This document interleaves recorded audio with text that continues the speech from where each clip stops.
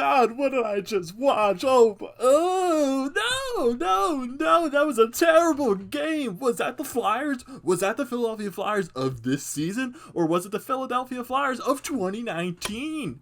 Was that Dave Hackstall era Flyers hockey? That game was terrible. That game was bad. The Flyers get shut out. Dud. 0. Goose egg. 5-0 loss to the Montreal Canadiens in Game 2 of Round 1. Series is tied 1 game apiece. Going into Game 3 this Sunday at 8 p.m. The game was trash. This game was over from when it started. The Flyers had no juice. The Flyers, for some reason, just were not ready for this game. They came out horrible, and it showed in the first minute because Montreal scores in the first minute. That's how you know the game's going to go bad, especially in the playoffs. You can't come out with that type of performance on puck drop. Embarrassing. That was terrible. And this team, they need to prove to us they can bounce back. They need to prove to us, yes, we haven't lost back-to-back games since January. That's January. And yes, the Flyers, what kick-started their whole jump start in January was a 5-0 loss to the New Jersey Devils. And then they kickstarted that with a 7-2 win over the Washington Capitals, and then that spiraled into the 9-game winning streak. And then that spiraled into what's happening right now with the round-robin tournament, how good they played, winning Game 1. But the Flyers, they just were not prepared for this game. Montreal came out flying. Montreal was the better team throughout the entire 60 minutes. The Flyers had no business being in this game. They had no business whatsoever. And for people that probably know this by now, after Wednesday night's game, Claude Julian, the head coach of the Montreal Canadiens, he was experiencing some chest pains. He had to go to the hospital. And then all the prayers going out to him, he was released from the hospital. He's now back home in Montreal recovering from his condition that happened, what he sustained Wednesday night. And he's probably not going to be with the team for the foreseeable future, which most likely means he's not going to be back for the rest of this first round series. So to Montreal, they're going to have to deal with their assistant head coaches running the bench from now on. But Montreal, they were on a mission tonight. They played for their head coach. They proved they played to their system, they played to their game. And they played for him. And they just did it. They just completely played for their coach. It wasn't about pride. They were playing for Claude Julian. And they played a great game today. They made the Flyers look stupid. They made the Flyers look terrible. They made the Flyers look like they were the 24th seed entering the playoffs. The Flyers made the Canadiens look like they were the number 1 seed. It was that bad. You get Thomas Tatar scoring in the first minute of the game. When you got Brendan Gallagher on the corner and Phil Myers has him right there, he's not bored playing him. What are you doing?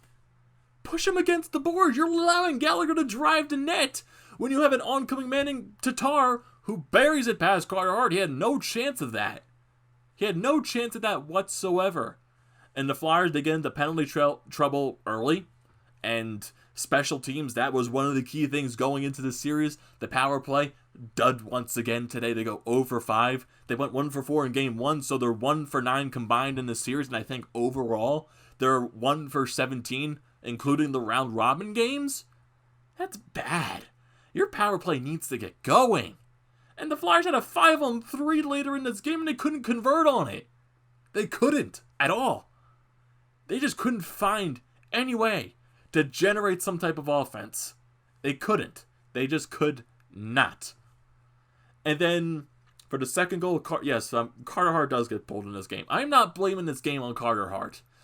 Was it as fantastic as a game that he had on Wednesday? No, it definitely was not. But he was one of the main reasons that the Flyers weren't down probably like 8 goals in the beginning of this game. Montreal was pushing that hard. And the Flyers, for some reason, they couldn't generate anything. They were turning pucks over. They were hesitating to make any type of play. They just couldn't find anything to get going. They get a power play in the first period. They can't get anything to get going. And then Montreal, at the end of the period, with Carter Hart has a little bit of a scary situation behind the net. He can't find a way to get it out from behind the net. And then he loses his stick. Montreal gets the puck off of another turnover by the Flyers because they can't clear the zone for some reason. They throw it on net, and it's Kotkaniemi just standing there right by himself. No Flyer is there to take him out of the blue paint. And Carter Hart's just sitting there without a stick, just trying to stop the puck and he squeezes between his legs. It's a 2-0 lead right there for Montreal. The Flyers just sucked. They sucked for that first period. They sucked the entire game. They did. They sucked. And then the Flyers... Oh, this end of the first period bothers me to hell. I know people are pissed off about that Gostisbehere penalty, but what led to that? What led to that penalty? The Flyers were in the offensive zone. They win the face-off, and then you have Provorov and Gostisbehere as the puck is coming right between them. None of them go for the puck. None of them. They both move away from the puck as the puck is going right between them, and that lets Max Domi think, hey, thanks for the biscuit. I'm going to take it to your net right now. And yes, the penalty on Gostisbehere was complete BS. That was terrible.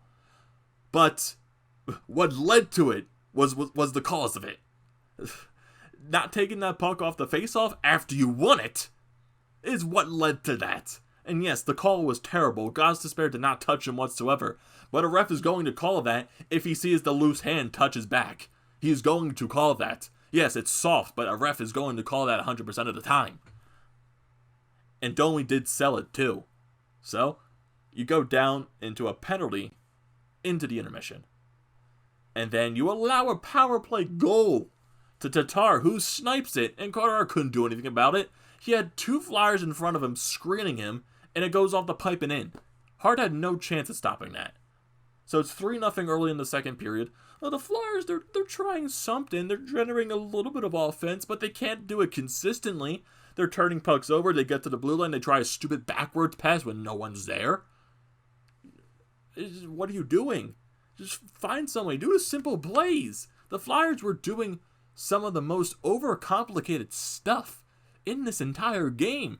They weren't doing anything simple at all. They weren't getting pucks deep. They weren't getting pucks to the net. They weren't driving the net. They were busy doing all these little cute passy plays. Oh, I'm going to pass it over here. I'm going to pass it over there. Shoot! Shoot the damn puck! And Bill Clement stated it perfectly.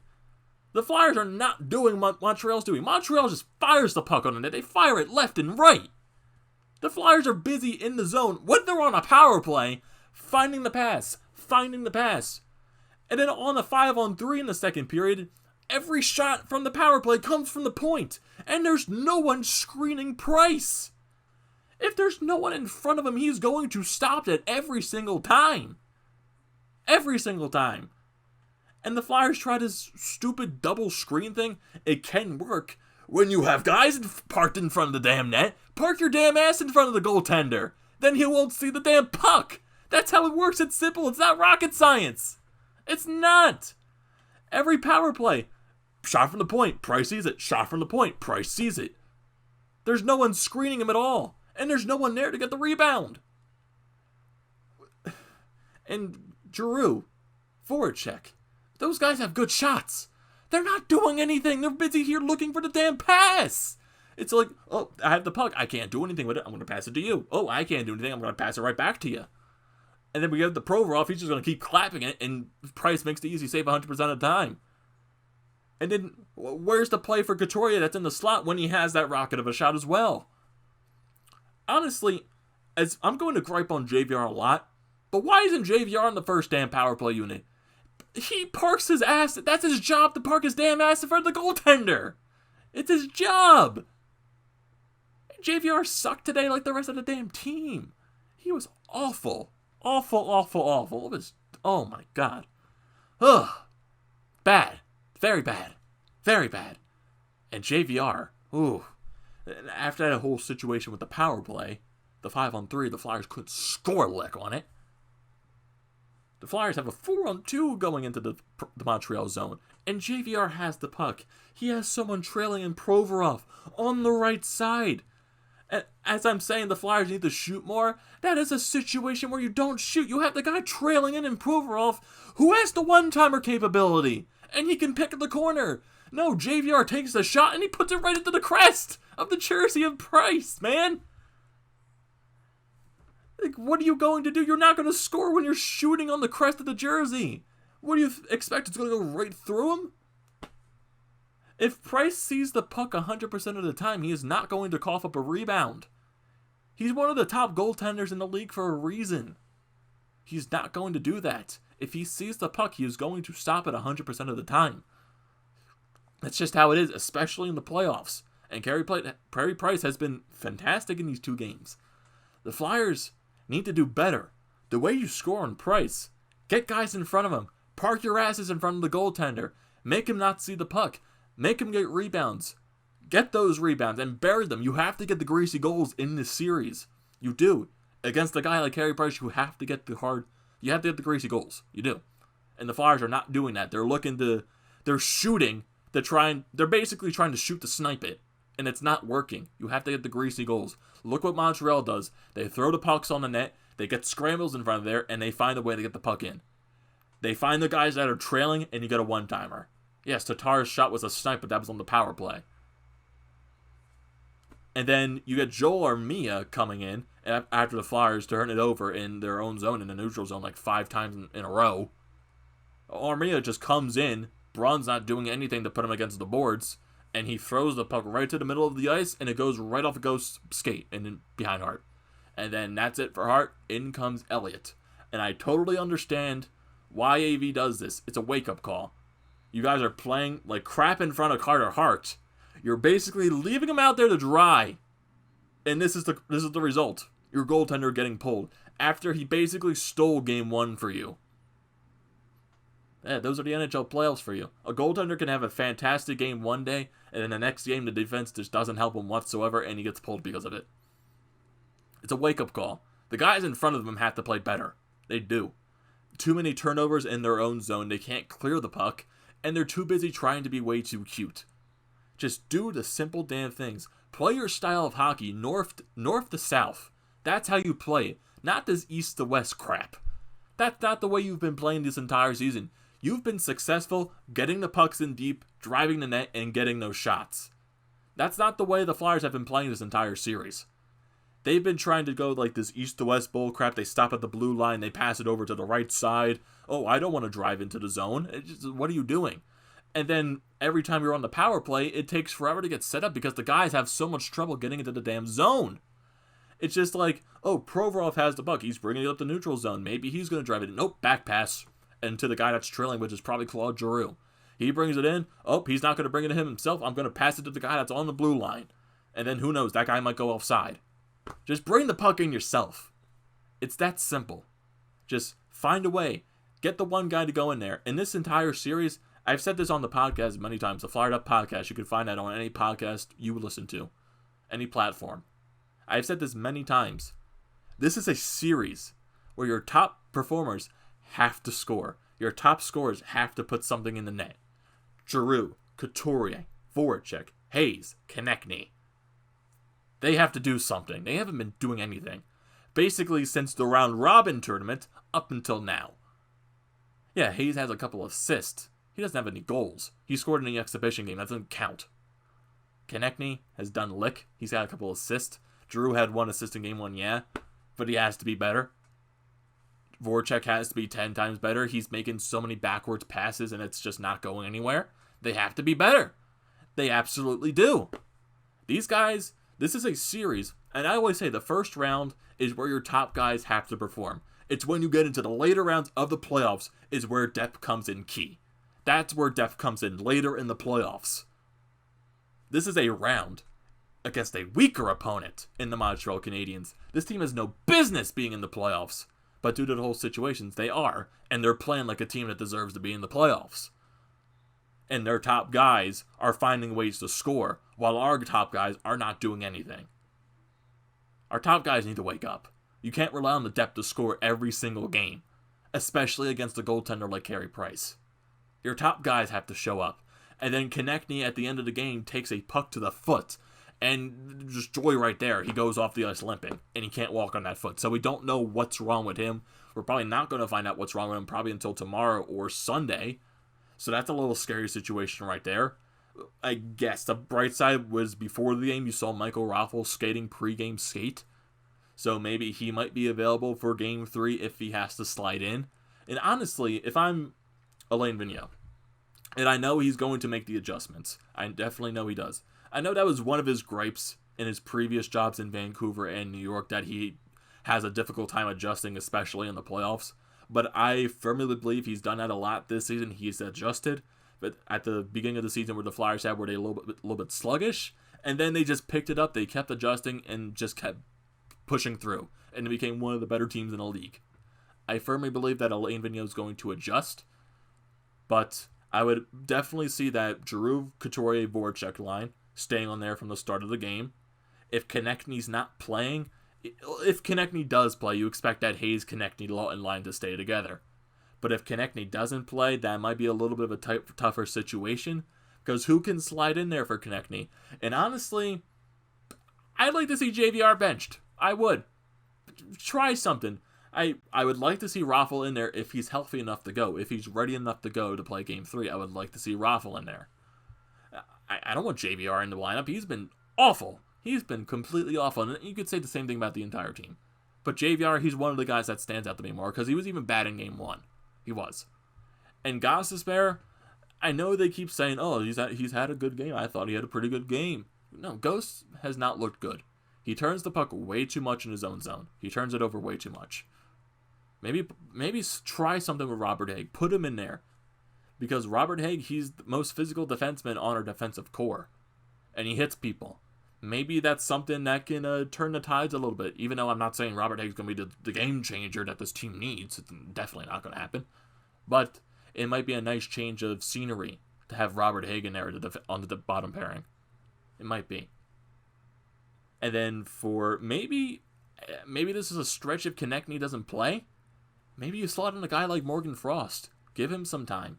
Give him a crack at the playoffs. Maybe see what he can do. Because you need another dynamic guy that can score. Even though Morgan Frost, when he had his call-up in the regular season, he didn't score that much. But who knows in the playoffs what guys step up. Maybe Morgan Frost can be that guy if Konechny does go down for a little bit. You just need to try. You need to try some different things to adjust to what Montreal is doing right now. That's what this team has to do right now. They have to adjust. They have to throw this game in the trash. They do. They have to move on, and they have to prove to us that they are the team that hasn't lost back-to-back games since January. They have to prove that to us. When you have that 5-0 loss to the New Jersey Devils in January, then you bounce that back with a destroying of the Washington Capitals, and then everything spiraled on to the 9-game winning streak, beating Columbus twice in the home and home, beating the Rangers twice in the home and home. Find a way to prove that you can replicate that same thing you did in the regular season. But the playoffs, they are a different story. And the Flyers have to prove it to us. Because that can definitely say something about the core if they don't find a way to bounce back. But I do believe that they can find a way to bounce back. I believe in the coaching staff, and I believe they will do the right thing. But at this point, all you can do is hope. The only thing you can do is hope right now. Not saying the series is over. It's still a long ways to go. It's only going to be Game 3. There's plenty of games left in this series for the Flyers to do something. And I'm still confident that they can move on in this series. It's just such a sour taste in the mouth for how bad this loss is. It's just so sour because of how poorly they played. They need to be better. They can't take this team lightly, like the Pittsburgh basically did. That's why Pittsburgh lost their series, because they took Montreal lightly. And Montreal, give them credit. They took advantage of it. They're playing like a team that deserves to be in the playoffs. The Flyers got to be playing better. They're playing towards a weaker opponent. They have to take advantage of that, and they have to prove that they got that first seed for a reason. You have to play like a number 1 seed. You have to be better. You have to be consistent. And you can't put up performances like that. You cannot. It is unacceptable in the playoffs, and if you keep doing that, you're not going to go far. You don't deserve to win the Stanley Cup if you put up performances like that night in and night out. You just don't. So, what are your thoughts on the Flyers' 5-0 loss to the Montreal Canadiens? Do you think the Flyers can bounce back in Game 3? What adjustments do you think the Flyers need to make in order to win Game 3? Most likely Carter Hart is going to come back in net on Sunday. So do you think Carter Hart can have that bounce back vengeance performance, because you know he's going to have a chip on his shoulder because of how pissed he is after tonight's game? So what are your thoughts? What do you think the Flyers need to do? So don't forget to leave a comment in the comment section. Don't forget to drop a like. And don't forget to subscribe to this channel. And I'll see you next time.